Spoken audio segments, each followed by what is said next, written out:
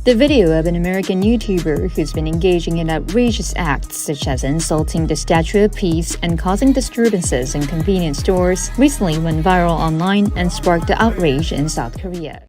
Hai kalian generasi yang haus literasi. Gue sekarang mau bahas kasus sosial yang lagi panas di Korea Selatan yang menyangkut kehidupan seorang YouTuber yang bernama Johnny Somali ya. Kalian mungkin pernah dengar nama orang ini ya, yang selalu buat rusuh di mana-mana. Yang bikin panas itu jadinya dia digebukin sama warga Korea yang ada di sana karena udah nggak menghargai budaya rakyat Korsel dan bahkan menghina budaya mereka. Dan dia ini sampai diburu sama YouTuber-YouTuber Korsel ya. Bahkan sampai beredar bakal ada hadiah buat orang-orang yang berhasil nemuin dia. Yang hadiahnya itu sebesar 700 US dollar, lu bayangin.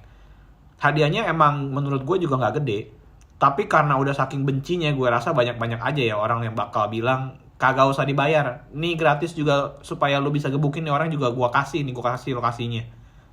Jadi udah sekesel itu warga Korea sama orang ini. Tentunya ini bisa dibilang juga masuknya aksi vigilante ya, atau aksi main hakim sendiri. Karena kan tetap ada hukum juga yang menjaga hak setiap orang di sana. Tapi sebenarnya kenapa alasannya dia sampai dibenci banget sama warga-warga di Korea? Ya memang sih karena orangnya sampah juga. Tapi pasti ada alasan-alasan yang ngebuat orang-orang Korea ini sampai lepas kontrol. Mari kita bahas. Let's take a closer look.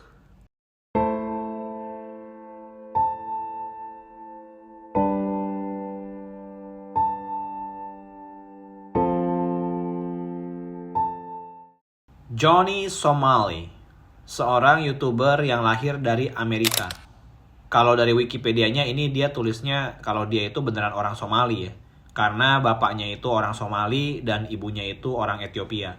Dan selayaknya YouTuber yang hidup demi konten ya, dia itu emang udah siap nge-brand dirinya sebagai YouTuber yang nyarinya itu nyari haters. Ya memang anti mainstream juga sih ya. Secara kan kita sebagai manusia normalnya itu maunya pasti disukai orang. Kalau bisa jangan sampai ada yang benci sama kita deh. Nah ini kebalikannya. Dia kayaknya pengen banget dibenci orang. Cuma salah satu perksnya pasti butuh mental yang kuat banget buat siap dibenci kayak begini. Tapi gue rasa si Somali ini udah ke arah yang lebih anarkis dan vandal ya. Karena udah mengganggu ketenangan dari warga negara di negara lain. Seenggaknya kalau Nico Kado Avocado masih mending ya. Dia itu di-hate tapi nggak ngeganggu kehidupan orang lain. Yang ini tuh udah sampai ngeganggu. Dan setahu gue pun juga channel YouTube-nya dia ini juga udah di take down ya sama YouTube. Jadi dia ini udah pindah ke platform lain. Sebagai konteks, dia itu sebelumnya jadi terkenal karena dia itu ngebuat rusuh di Jepang ya. Tentunya sebelum di Jepang dia juga ada buat konten-konten di negara lain, tapi kayaknya yang paling heboh tuh di Jepang. Karena waktu di Jepang ini dia itu sempat ditangkap di penjara ya, sampai selama 3 bulan. Karena di Asia itu budayanya bisa dibilang beda banget. Apalagi di Jepang yang mengutamakan ketenangan dan kedamaian. Kalau ada yang ngomong, itu mah lebay, didiamin aja juga nanti dia capek sendiri. Menurut gue tipikal respon kayak begini yang ngebuat hal-hal kayak begini nih, yang kayak Johnny Somali lakukan, itu makin bisa ditoleransi. Setiap negara punya peraturan dan budaya yang beda-beda ya. Jadi kita yang jadi tamu di negara orang ya sewajarnya harus bersikap. Jadi yang ngebuat si Somali ini benar-benar dibenci di Jepang itu dimulai dari ngerusuh di jalanan di Jepang. Provokasi orang-orang yang ada di sana pakai racial slur. Racial slur tuh kayak hinaan khusus lah buat rakyat-rakyat di sana. Contohnya kayak Jepang mungkin dikatainnya kayak sipit gitu ya. Dan ini tuh bahkan ngebawa-bawa sejarah Hiroshima buat jadi ejekan. Jadi itu benar-benar ngehina banget orang-orang Jepang di sana. Padahal kan Hiroshima seperti yang kita tahu itu kan banyak banget korban jiwanya ya. Nggak bisa pantas dijadiin ejekan. Bahkan ada warga asing yang ketrigger juga karena dia ngehina orang-orang Jepang ini ya. Sampai pada titik yang ngebuat dia itu ditangkap, itu karena dia itu sampai masuk ke sebuah area konstruksi pembangunan. Dan waktu diusir itu dia ngomong Fukushima, Fukushima. Yang tujuannya itu kayak ngeledek kecelakaan nuklir yang bocor di Fukushima di tahun 2011. Padahal dari kebocoran nuklir itu aja sampai ada yang diduga terkena kanker karena efek radiasi itu. Belum lagi kota Fukushima itu jadinya nggak bisa langsung ditinggalin karena efek radiasinya masih ada. Jadi banyak yang harus ngungsi dan kehilangan tempat tinggal. Jadi apa yang dia lakuin itu udah bener-bener ngeganggu banget orang-orang di sana. Dan dari laporan-laporan itu semua, akhirnya dia ini didatengin sama polisi-polisi di depan convenience store. Dan akhirnya dia ditangkap dan dipenjara selama 3 bulan. Tentunya dia juga akhirnya dideportasi dan di blacklist lah ya dari Jepang. Nah, sekarang udah lewat masa-masa kelam itu, apakah orang ini sudah belajar dari pengalaman dan akhirnya bertobat? Tentunya tidak ya, kalau enggak saya nggak akan buat video ini juga ya. Dia ini sekarang muncul di Korea Selatan dan ngerusuh di sana. Mulai dari ngerusuh di convenience store-nya Korea juga, makan ramen, terus numpahin kuahnya di meja, terus ngelempar-ngelempar ramennya, terus juga ngebuat semuanya jadi berantakan, yang pastinya buat emosi ya. Ini jatuhnya udah kayak bully-bully yang ada di film-film series Korea ya guys. Real life bully. Sampai yang paling parah itu dia akhirnya menghina patung Comfort Woman di daerah Itaewon yang udah jadi simbol khusus buat orang-orang di Korea Selatan. Secara kalau dilihat dari sejarahnya, alasan patung ini dibuat itu sebagai simbol yang ngingetin kalau dulu di tahun 1910 sampai 1945 waktu Jepang menjajah Korea, itu keadaan para wanita itu parah banget di sana. Para wanita di tahun itu dipergunakan secara semena-mena sama pasukan-pasukan Jepang. Yang kalian harusnya tahu semua ya konteksnya apa. Sampai mereka itu dijulukinnya ya comfort woman.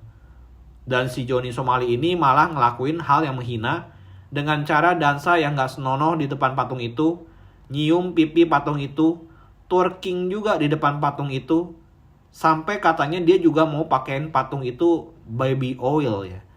Terinspirasi sama Didi Party.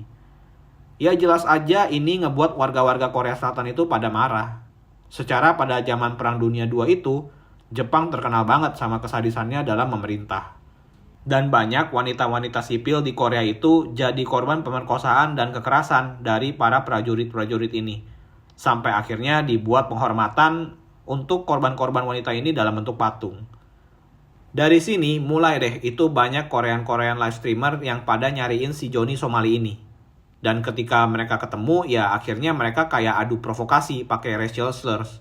Kayak di N-word gitulah ya untuk orang hitam. Ya sampai akhirnya ada satu orang yang lepas kendali dan mulai ngejar si Johnny dan nendang dia sampai jatuh ya. Oh, 때린다. 들어와.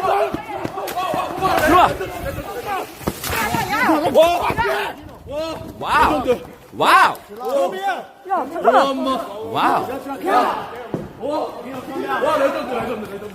때린다. 이 새끼가 1대1 안 해? 1대1 안 해? 내 새끼야? 1대1 안 해? 1대1 내 새끼야? 1대1 내 새끼야? 어디서 1대1 하냐? 이 새끼 어디서 1대1 안 하고 있어?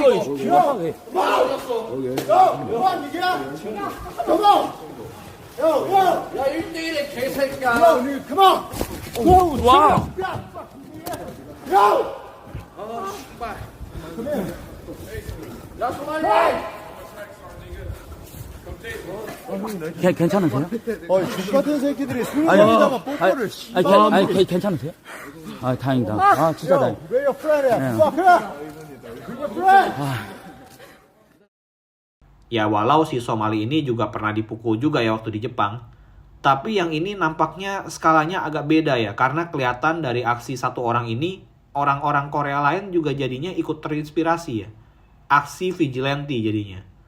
Dan eskalasinya juga berlanjut ke teman-temannya si Somali ini. Kayak si Jino yang akhirnya juga kabur.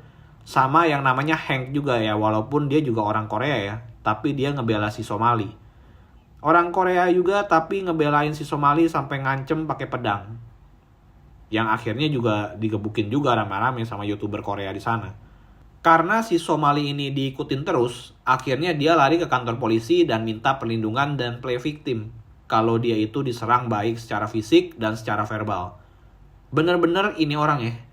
Apalagi setelah kejadian malam itu beres, dia bukannya minta maaf, dia malah buat video yang nyatain negara Korea itu ya ratingnya jelek lah buat dia dibandingin sama negara-negara yang dia kunjungin sebelumnya. Jadi dia malah buat marah orang Korea lagi tambah parah lagi. Ya pastinya tambah ke trigger lagi orang-orang Korea ini sampai akhirnya dibuat sayembara.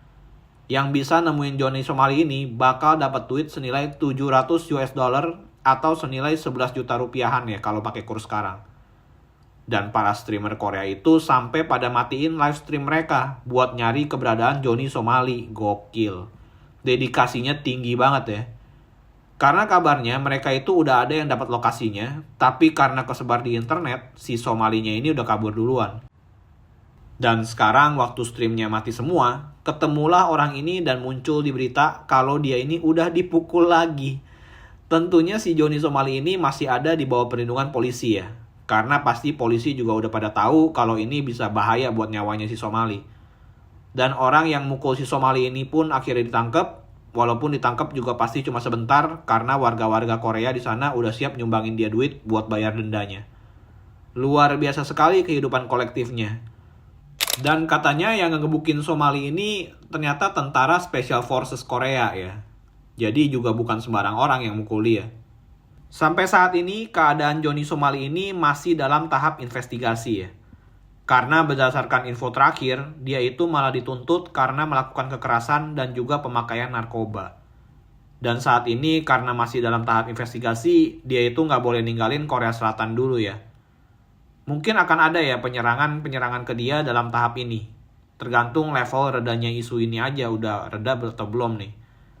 Hal ini udah cukup ke blow up sampai-sampai bahkan narik mentornya Johnny Somali yang namanya Suspenda. Dan dia itu menjauhkan diri dari si Somali ini. Katanya dia nggak ikut-ikutan soal hal ini. Tapi terlepas dari itu semua, belum ada kabar lagi dari pengikutnya si Somali ya. Kayak si Gino sama si Hank itu masih belum ketahuan kabarnya.